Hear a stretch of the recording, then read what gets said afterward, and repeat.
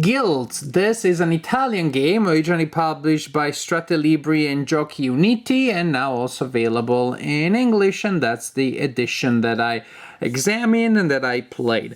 These are times of pandemic, so these days I don't have game night with my adult friends, so I played it with my daughters that are currently 8 and 10.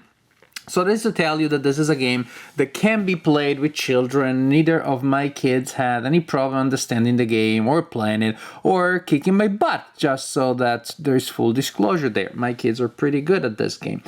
Basically, it's a Euro game with a bidding element and then with a resource management and puzzle element. You start with a personal board such as this one with a tile that goes on it like so. It also marks the color. For example, now I'm playing with yellow.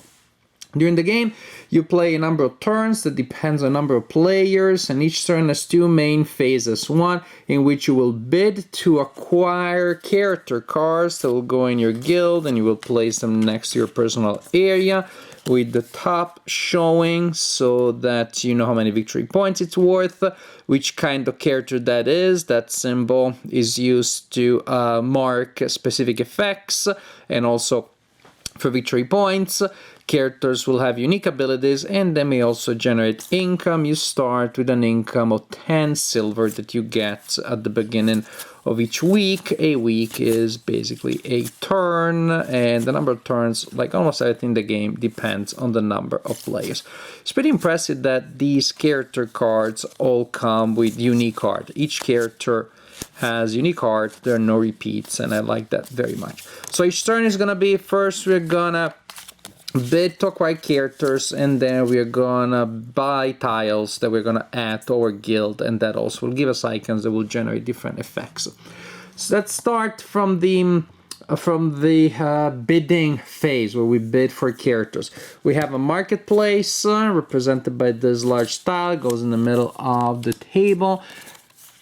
Each turn, a number of these cards becomes available. Guess based on what? You guessed it, number of players.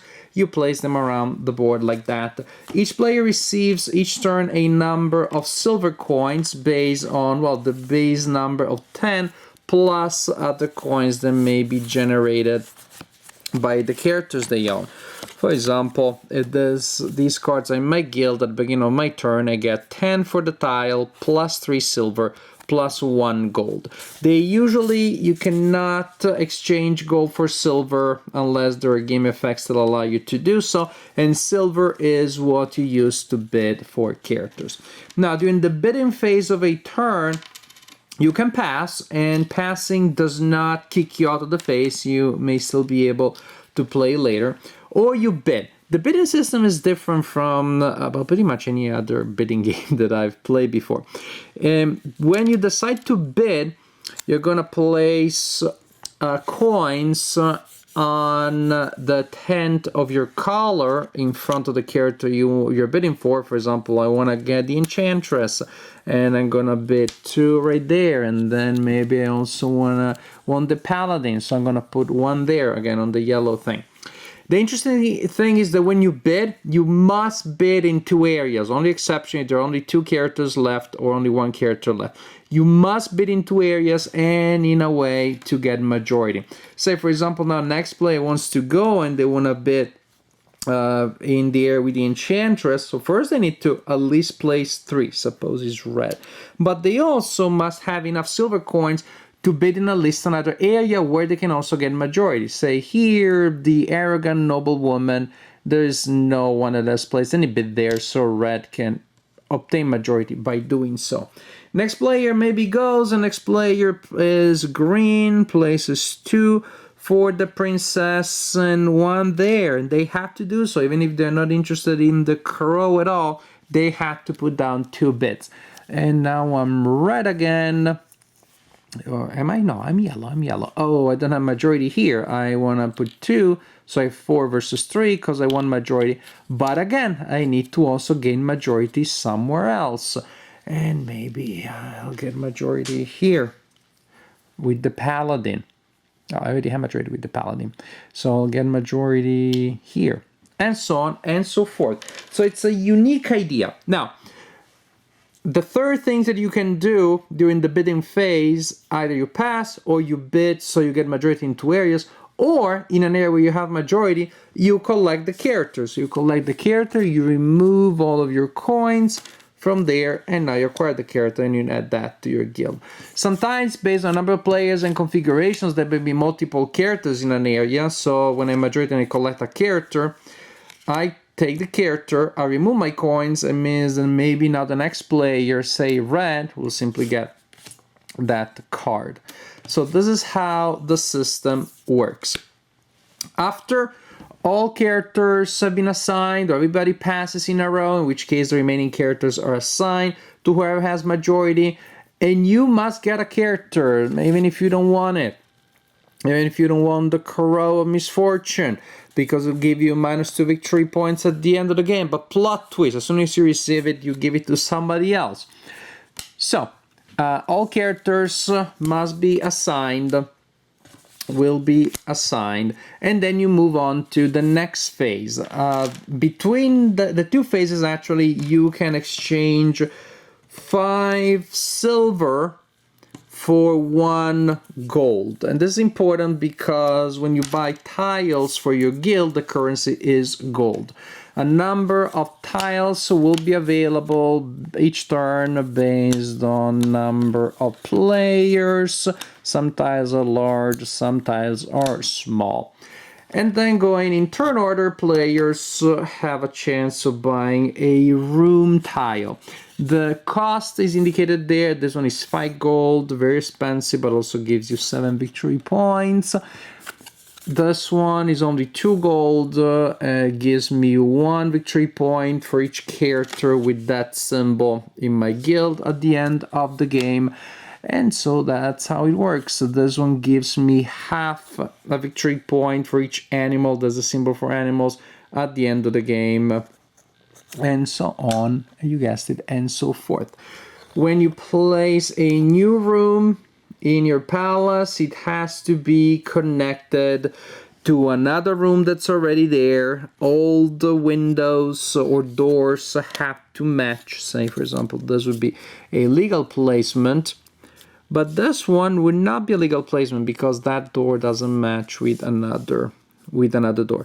It's okay if the doors face the outside. They count as windows, say like so. That door matches, and it's okay if this door is like looking at the outside. So that's the general idea. That's how I get other ways of scoring in on my board. Also, there will be a number of objective cards that are drawn at the beginning of the game, and they stay there visible for everybody. And that indicates at the end of the game the number of victory points that you score if you meet the conditions. Say if you have the most rooms, if you have the most characters with that symbol, or that symbol, or that symbol, or that symbol, or that symbol. Or the most female humanoids, or the most gardens, and so on and so forth. So these will be available the entire game. So the game lasts a number of turns based on number of players, and at the end of that, you will simply score points. You collect the points that come from the rooms in your guild, that come from your characters, and that come from the bonuses that you collected. Usually only the first bonus is active unless you're playing with 4 players, then there's also a secondary bonus for the second player. Collect all victory points from all sources. The player with the highest total wins the game. I've been asked, and the answer is no, my barber is not on quarantine, I am, which explains the Bob Ross look. Bob Ross, if Bob Ross ever had a psychotic breakdown, I guess. Back to us, Guilds. Guilds is a solid game. There are a couple of things in the production that weaken it a little bit. For example, the absolutely minuscule token for the turn track. Very easy to misplace. A couple of other things, the cardboard of the tiles for your guild, for the palace, the building of the guild, a little thin. But really what is the thing that gets the most into the way of enjoying the game or learning the game is the rulebook. I believe the rulebook was translated, probably not by native speakers of English, or maybe by native speakers of English that did not do a really good editing.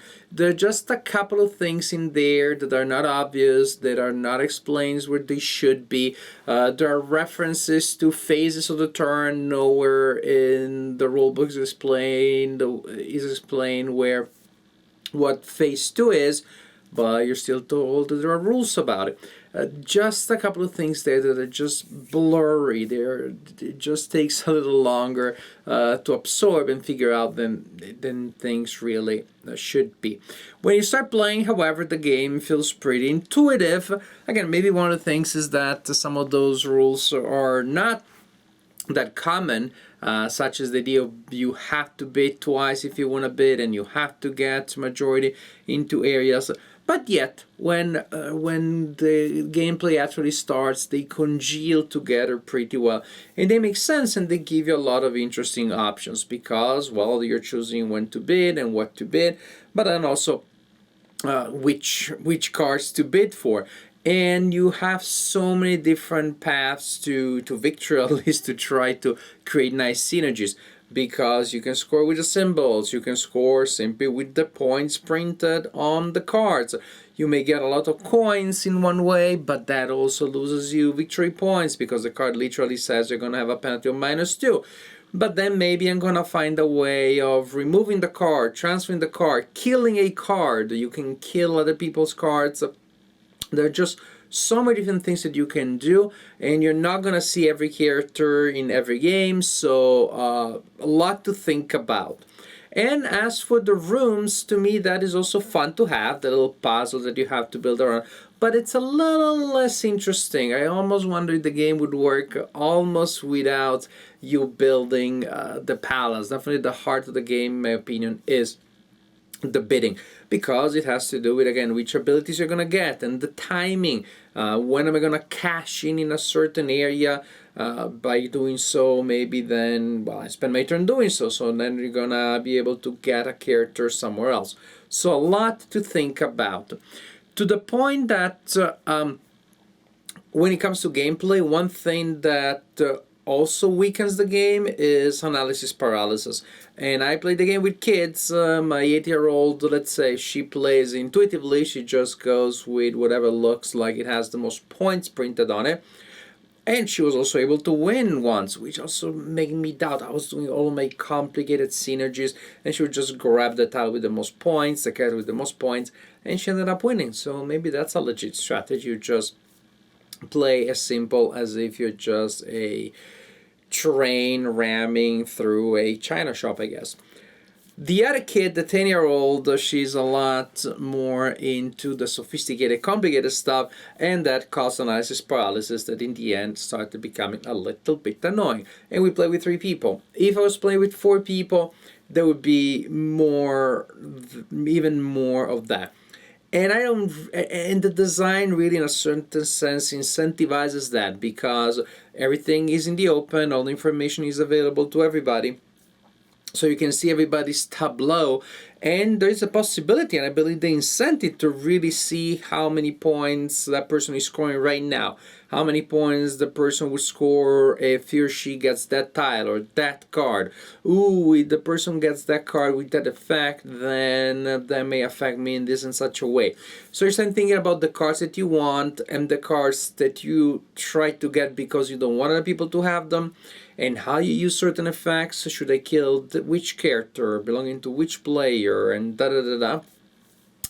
The game can just slow down to a crawl because of that. Other than that, the game is solid. I wish there was a way of going around analysis paralysis. Usually I always say it's the players, not the game, but sometimes it's the game, because again, you can play intuitively and maybe still win, but if you want to see what the game has to offer, which is the synergy of all these characters, the interaction of all these effects, then analysis paralysis is a very real possibility. So in sum, Guilds is a very simple game, simple enough that you can play with children. At the same time, it has a lot of different effects, and if you want to play them well, you do have to invest some energy, some mental energy in that. And there is the dark side, the dark spectre of analysis paralysis lingering there, looming over the game table. Minor quibbles here and there with the production, but the production is otherwise solid. So I'd say it's a good game overall with just some minuses here and there.